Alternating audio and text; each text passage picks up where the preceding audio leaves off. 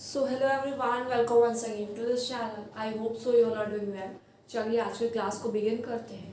आज का हमारा टॉपिक है conducting system of human heart, यानी कि ह्यूमन हार्ट कैसे अपने आप से एक्शन पोटेंशियल को जनरेट करता है, कैसे रिपोलराइज करता है, डीपोलराइज करता है, इसके बारे में पढ़ेंगे। क्लियर? तो आपको ये पता होगा human heart is made up of cardiac muscles. मैंने आपको बताया था कि कार्डियक मसल से बना होता है। क्लियर? हमारा हार्ट कैसा होता है? मायोजेनिक होता है, न्यूरोजेनिक नहीं होता है। अब रीजन आप रिलेट कर पा रहे होंगे मैं ऐसा क्यों बोल रही हूँ। क्लियर? तो human heart is made up of 95% of cardiac muscles, मतलब कार्डियक टिश्यू जो है वो 95% है। क्लियर? लेकिन 5% स्पेशल टाइप ऑफ टिश्यू भी प्रेजेंट होता है, उसके बारे में आज हम लोग को पढ़ना है। क्लियर? बेसिकली उसे वही खुद से कैसे एक्शन पोटेंशियल को जनरेट करता है, बिना किसी चीज के हेल्प के खुद से जनरेट करना है ना, वही कहलाता है conducting system of human heart. Clear? How human heart generate its own action potential. Clear? चलिए, तो human heart is made up of 95% of cardiac muscles and 5% of spatial nodal tissue। Clear?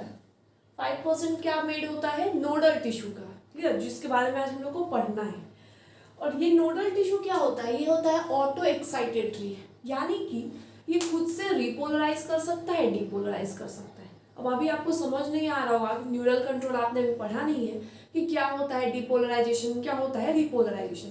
तो मैं उसका बेसिक भी आपको clear करवाते चलूंगी। Clear? जो इसमें जितने भी पोर्शन का काम होगा मैं उसको बताते चलूंगी यहीं पे। Special nodal tissue and this nodal tissue and it is auto excitatory.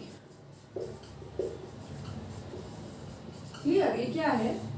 Auto excitatory है। अब ऑटो एक्साइटेटरी का मतलब लिखते हैं।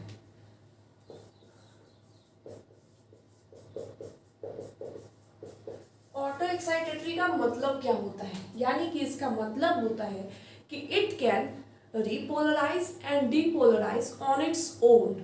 इसको किसी भी जगह की किसी भी चीज की हेल्प नहीं चाहिए, खुद से ऑटो एक्साइट हो जाता है। क्लियर? जैसे बोलते हैं ना सेल्फ मोटिवेटेड, दूसरों की मोटिवेशन की जरूरत नहीं है इसको, है ना। ये क्या है? खुद से सेल्फ मोटिवेटेड है। क्लियर? तो ऑटो एक्साइटेटरी का मतलब होता है it can generate its own action potential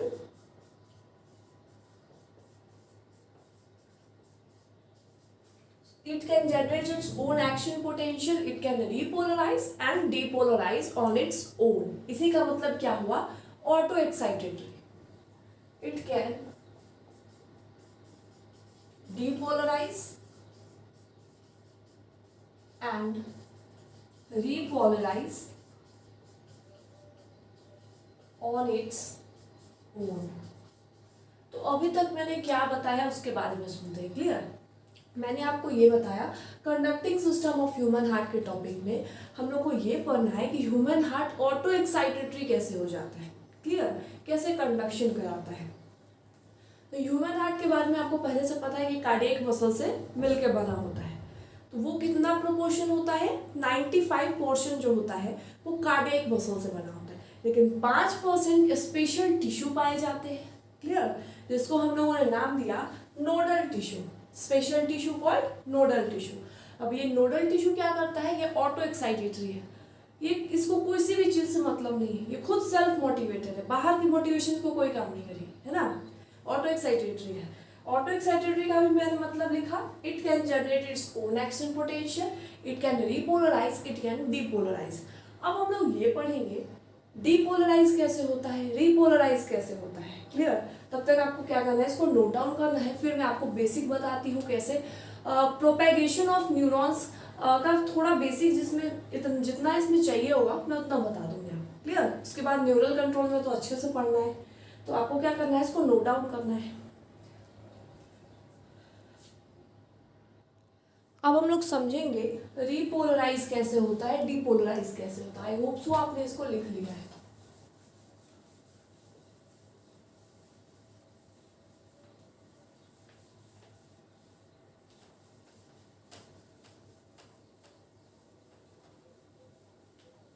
अब देखो रीपोलराइजेशन कैसे होता है, डीपोलराइजेशन कैसे। अभी जितना बेसिक मैं बताऊंगी उतना ही समझना है। अब कैसे आता है 70 मिली वोल्ट, कैसे क्या होता है, वो उस चैप्टर में पढ़ेंगे न्यूरल कंट्रोल में। क्लियर। देखो ये है सेल मेम्ब्रेन। क्या है? सेल मेम्ब्रेन को और प्लाज्मा मेम्ब्रेन भी बोल सकते हैं। क्लियर। तो इसका पहले ये देखेंगे डीपोलराइजेशन कैसे होता है, उसके बाद रीपोलराइजेशन कैसे होता है। क्लियर। एक मिनट में चेक कर लेती हूँ कैमरा में आ रहे हैं या नहीं। ये जो सेल मेम्ब्रेन है ये अभी किस चीज पे है? रेस्टिंग मेम्ब्रेन पे। क्या है? रेस्टिंग मेम्ब्रेन पे। यानी कि अभी ये क्या चीज में है? रेस्ट में है, रेस्टिंग मेम्ब्रेन पोटेंशियल। अभी इसको कोई भी स्टिमुलस नहीं मिला है। यानी कि स्टिमुलस मतलब क्या? किसी बाहरी चीज से आपको स्टिमुलस कैसे मिलता है? जैसे अगर पढ़ाई नहीं करते हो तो बाहर से बोला जाता है ना पढ़ो पढ़ो, तो वो क्या हो रहा है? स्टिमुलस मिल रहा है ना। तो वैसे ही क्या होगा, सेल मेम्ब्रेन को भी स्टिमुलस मिलेगा तब जाके ये क्या करेगा? डिपोलराइज करेगा, रिपोलराइज करेगा। क्लियर। तो रेस्टिंग मेम्ब्रेन पोटेंशियल कितना होता है? 70 मिली वोल्ट। अभी क्या है, मैंने सिर्फ एक बात बताई कि अभी सेल मेम्ब्रेन किस में है? रेस्टिंग मेम्ब्रेन पोटेंशियल में है। क्लियर। तो रेस्टिंग मेम्ब्रेन में बाहर outside positive charge and inside cell membrane negative charge. इतना समझ में आया? अब क्या होता है, इसको बाहर से क्या मिला? स्टिमुलस मिला। अब इसको क्या मिला? यहाँ पे स्टिमुलस मिला। स्टिमुलस का मतलब अच्छे से समझ में आ गया होगा, स्टिमुलस मैंने क्या बोला है ना। अब स्टिमुलस मिला तो क्या होगा इसके बारे में समझेंगे। क्लियर। अब स्टिमुलस मिला तो ये क्या हो जाएगा? एक्साइटेड हो जाएगा। इसको स्टिमुलस मिला, अब ये एक्साइटेड हो जाएगा। तो चार्ज देखना, चार्ज ये इनसाइड अब क्या हो जाएगा? Positive charge and outside negative charge. Differences नजर आ रहा है। अब ये कैसे आया पॉजिटिव चार्ज नेगेटिव चार्ज? ये प्रोपेगेशन ऑफ न्यूरॉन एक अच्छा सा टॉपिक है ना, न्यूरल कंट्रोल में, उसमें पढ़ाया जाएगा। तो अभी बस इतना देखना है, ये बहुत ही बेसिक है। क्लियर। ये बस अंडरस्टैंडिंग के लिए बता रही हूँ। पहले क्या था? रेस्टिंग मेम्ब्रेन पोटेंशियल था, यानी कि उस टाइम पे कोई भी स्टिमुलस नहीं था। तो रेस्टिंग मेम्ब्रेन पोटेंशियल कितना है? -70 millivolt. Outside positive charge था सेल मेम्ब्रेन के, इनसाइड नेगेटिव चार्ज था। अब क्या हुआ? स्टिमुलस हमने इसको दिया, बाहर से स्टिमुलस दिया। क्लियर। फोर्स करा तो अब ये क्या हो जाएगा? एक्साइटेड हो जाएगा। क्लियर। अब ये एक्साइटेड हो जाएगा। अब ये रेस्टिंग मेम्ब्रेन पे नहीं रहा, उसको मिला स्टिमुलस, अब ये क्या हो जाएगा? एक्साइटेड। क्लियर। इसको हम लोग क्या नाम दिए? डीपोलराइजेशन।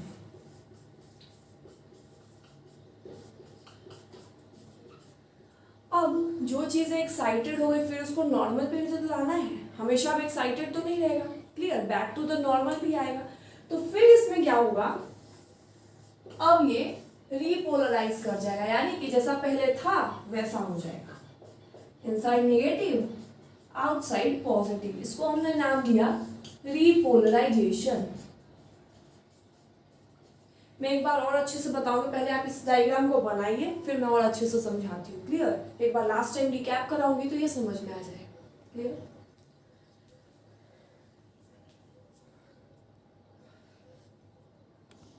चलिए आप समझते हैं मैंने क्या बोला है। मैंने बेसिक बता रही हूँ अभी कि कैसे क्या हो रहा है। क्लियर। इसका थोड़ा सा हेल्प लगेगा। मैंने ये बताया पहले क्या था? सेल मेम्ब्रेन रेस्ट पे था, रेस्टिंग मेम्ब्रेन पोटेंशियल था।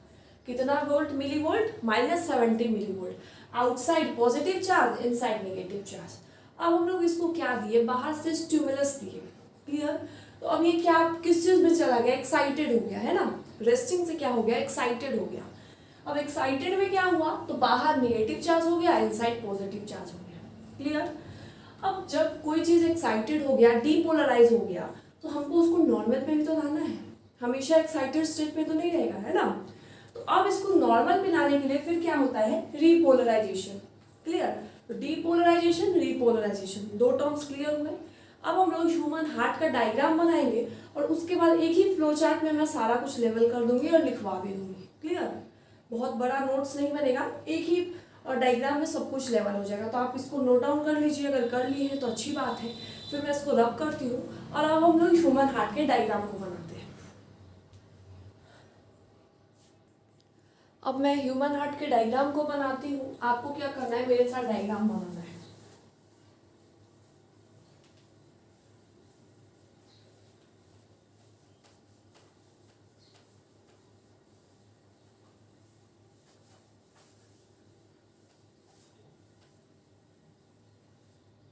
तो देखो,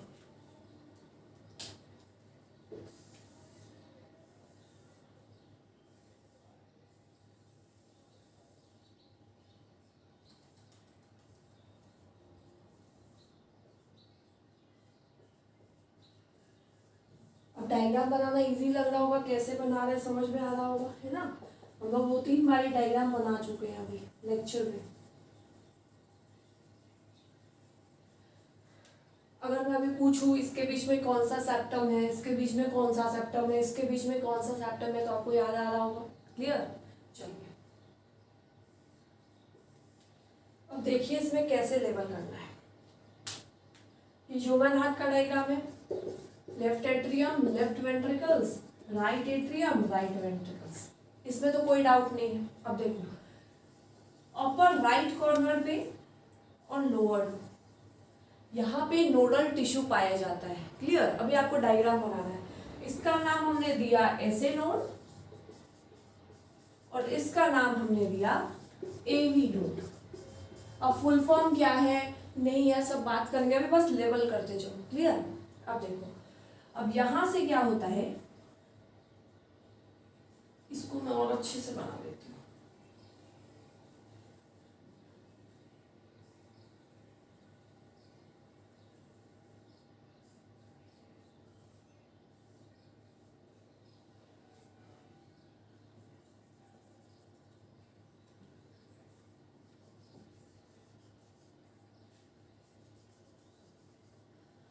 ये क्या है, ये है AV bundle.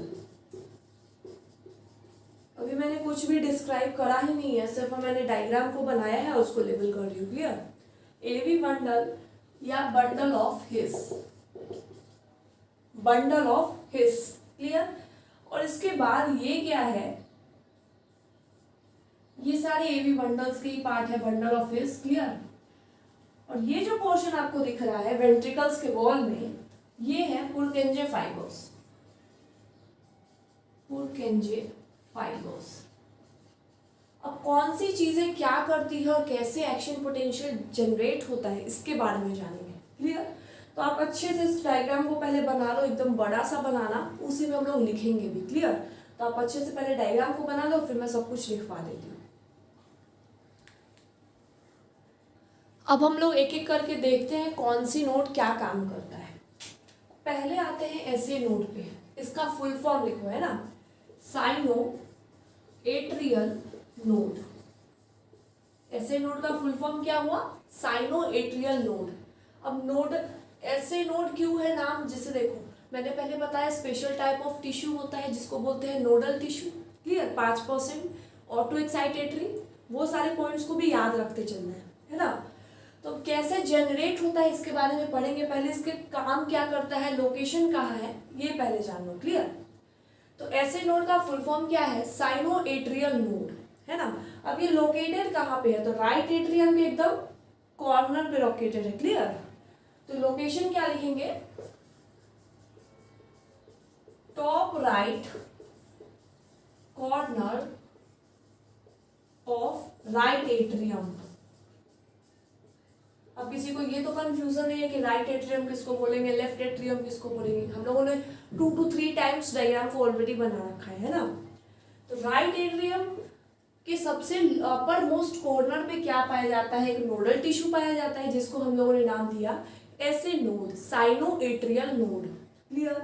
Located on top right corner of right atrium. 2 points clear हो गए। अब क्या करता है, ये एक्शन पोटेंशियल को जनरेट करता है और कितने टाइम्स जनरेट करता है, 70 to 75 टाइम्स। यानी कि पर मिनट ये 70 to 75 टाइम्स रीपोलराइज डीपोलराइज करते रहते हैं, है ना। एक एक्शन पोटेंशियल यानी कि वन रीपोलराइजेशन वन डीपोलराइजेशन। तो ये क्या करता है, एक मिनट में 70 to 75 टाइम्स एक्शन पोटेंशियल को जेनरेट करता है। क्लियर हुआ, हम लोग उसके बारे में लिख लेते हैं। It can generate action potential 70 to 75 times 70 to 75 beats लिख लो पर मिनट, यानी कि एक मिनट में 70 to 75 टाइम्स ये रीपोलराइजेशन डीपोलराइजेशन करता है। क्लियर। एक एक्शन पोटेंशियल का मतलब क्या हुआ, एक एक्शन पोटेंशियल का मतलब एक बारी रीपोलराइजेशन, एक बारी रीपोलराइजेशन सॉरी, एंड एक बारी डीपोलराइजेशन। और ऐसा ये कितनी बार कर रहा है, 70 to 75 times per minute. Clear. तो इसीलिए इसका नाम क्या रखा गया, पेस मेकर। ऐसे नोड को क्या बोलते हैं, पेस मेकर। पेस मेकर क्यों बोलते हैं समझ में आ रहा होगा। क्लियर। अब पेस मेकर क्यों बोला जा रहा है, क्योंकि ये क्या कर रहा है, पेस को कंट्रोल कर रहा है। अब अगर यही काम नहीं करता है, किसी के हार्ट में अगर मान लो ऐसे नोड में कोई प्रॉब्लम आ जाता है तो आर्टिफिशियल ऐसे नोड उसमें फिट कराया जाता है। क्लियर। तो इसका बहुत ज़्यादा इम्पोर्टेंट रोल है ना। तो ऐसे नोड क्या करता है, पेस को मेंटेन करता है, कंट्रोल करता है, इसीलिए हम लोग इसका नाम क्या दिए, पेस मेकर, है ना। हमने सिर्फ अभी एक चीज के बारे में डिस्कस करा है, ऐसे नोड के बारे में। ऐसे नोड का फुल फॉर्म क्या है, साइनोएट्रियल नोड। क्लियर। लोकेटेड कहाँ है, तो top most corner of right atrium. इसको बोलते क्या है, पेस मेकर बोलते हैं। और ये जनरेट कितनी बार कर सकता है एक्शन पोटेंशियल को, 70 to 75 टाइम्स पर मिनट। तो ये चीजें क्लियर हो गई ऐसे नोड के बारे में। अब हम लोग आएंगे एवी नोड के बारे में। क्लियर। एवी नोड का फुल फॉर्म क्या होता है, atrio ventricular node. Clear. AV node का, ऐसे नोड का क्या था, sino atrial node. AV node का क्या फुल फॉर्म होगा, atrio ventricular node. Clear. Atrio ventricular node. अब ये करता क्या है, हमने ऐसे नोड के बारे में अच्छे से पढ़ा। अब एवी नोड क्या करता है, तो एवी नोड यहाँ पे कहाँ पे लोकेटेड है पहले ये जानेंगे। तो ये लोकेटेड कहाँ है, ये भी तो राइट एट्रियम में ही है लेकिन लोअर पार्ट में है। ऐसे नोड कहाँ था, टॉप मोस्ट पार्ट में था। रिलेट कर पा रहे हो, एवी नोड कहाँ पे प्रेजेंट है, एवी नोड प्रेजेंट है लोअर लेफ्ट कॉर्नर। क्लियर। इसको क्या नाम देंगे, lower left corner. AV node it is present in lower left corner of right atrium. दोनों तो राइट एट्रियम में ही प्रेजेंट है, चाहे वो ऐसे नोड ले लो एवी नोड ले लो, है ना। लेकिन एक टॉप मोस्ट पार्ट में प्रेजेंट है और एक प्रेजेंट है और लेफ्ट कॉर्नर में। क्लियर। एक राइट कॉर्नर में एक लेफ्ट कॉर्नर में। राइट एट्रियम का ही दो कॉर्नर है। क्लियर। ये राइट वाला ये लेफ्ट वाला। क्लियर। तो एवी नोड क्या करता है, अब कितनी बारी एक्शन पोटेंशियल को जनरेट करता है पर मिनट, इसके बारे में जानते हैं। तो AV node 60 to 65 times action potential को जनरेट कर सकता है। Clear. It can generate action potential 60 to 65 times per minute. SA node कितनी पर मिनट जनरेट कर रहा था, 70 to 75 टाइम्स जनरेट कर रहा है, 60 to 65 टाइम्स। क्लियर हो गया। अब हम लोग आते हैं एवी बंडल के बारे में, और जिसको हम लोग बंडल ऑफ हिस भी बोल सकते हैं, क्योंकि एवी बंडल ही आपस में बट जाता है दो पार्ट में। क्लियर। उसी को बंडल ऑफ हिस भी बोल देते हैं। तो हम लोग एवी बंडल बोले या फिर बंडल ऑफ हिस बोले, सेम चीज है। क्लियर। थोड़ा बहुत डिफरेंस है but it is exactly same. Clear. तो आपको क्या करना है, इन दोनों के बारे में अच्छे से डिफ्रेंशिएट करके लिखना है। पूरे डायग्राम्स में ही कॉर्नर में सारी चीज़ों को लेबल करना है ना। तो डायग्राम से ही एक बार ही पढ़ो तो कंडक्टिंग सिस्टम पूरा कंप्लीट। तो अब हम लोग आएंगे एवी बंडल, जिसको हम लोग बंडल ऑफ हिस भी बोलते हैं। तो आप पहले 2 पॉइंट्स को नोट डाउन कीजिए, फिर मैं मिटाती हूँ, देन मैं आगे का बताती हूँ। अब हम लोग आते हैं एवी बंडल, जिसको बंडल ऑफ हिस भी बोला जा सकता है। तो ये एराइज कहाँ से हो रहा है, देख पा रहे हो डायग्राम में, ये कहाँ से एराइज हो रहा है, ये वाले पार्ट से तो एराइज हो रहा है, क्लियर। तो ये एराइज कहाँ से हो रहा है, एवी नोड से, डायग्राम्स में दिख रहा होगा। तो एवी बंडल एराइज कहाँ हो रहा है, arises from AV नोड या AVN। और ये कैसे, उसके बाद कर क्या रहा है, ये 2 पार्ट में डिवाइड हो जा रहा है, डायग्राम्स में देखो है ना। एवी बंडल आ रहा है या 2 पार्ट्स में बट जा रहा है, जिसको नाम क्या देंगे, bundle of his. Left bundle right bundle में बट जा रहा है, क्लियर। तो यहाँ पे मैं लिखती हूँ, I am erasing this part, clear.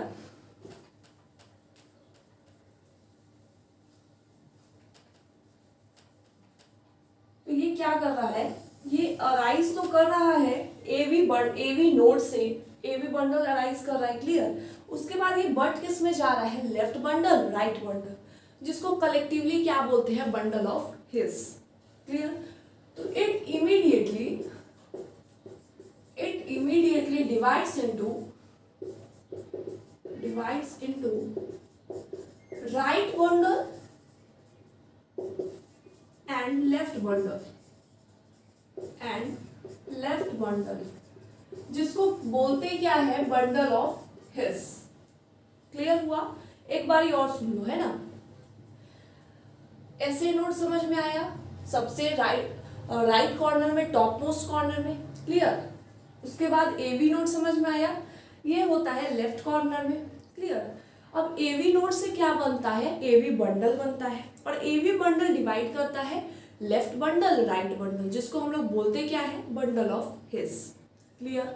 चलिए, तो इतना पार्ट हमारा कंप्लीट हुआ। इसके बाद सिर्फ एक पार्ट बचता है, पुरकेंजे फाइबर। उसके बाद मैं पूरा समझाऊंगी कैसे जनरेशन हो रहा है एक्शन पोटेंशियल का, क्लियर।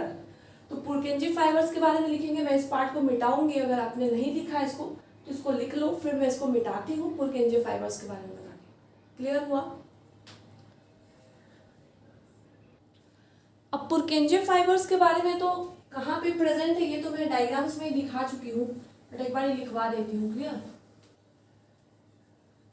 पुरकेंजे फाइबर्स कहाँ पे प्रेजेंट है, present on the walls of ventricles. ये अलग से नोट्स नहीं बनाना है, डायग्राम्स में ही लेबल करके लिखते चलो, clear. Present on the walls of ventricles, Purkinje fibre कहाँ पे प्रेजेंट होता है, तो वॉल्स ऑफ वेंट्रिकल्स में प्रेजेंट होता है, क्लियर। उसके बाद ये कितनी बारी एक्शन पोटेंशियल को जनरेट कर सकता है, इसके बारे में लिखेंगे। तो इट कैन जनरेट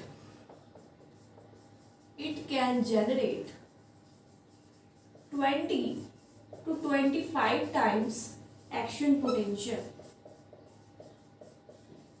ये कितनी बारी जनरेट कर सकता है, 20 to 25 times per minute, clear. हमने पढ़ा SA node, AV node, AV bundle, bundle of His और पुरकेंजे फाइबर्स, क्लियर। अब हम लोग ये जानेंगे कि कैसे हो रहा है सारी प्रोसेस। तो देखो क्या हुआ, पहले एसए नोड के पास क्या आया, स्टिमुलस आया, क्लियर। तो ये क्या करा, ये एक्साइटेड स्टेट में चला गया, क्लियर। तो ये अपना एक्शन पोटेंशियल को हुआ, ये भेजा सिग्नल किसके पास, एवी नोड के पास।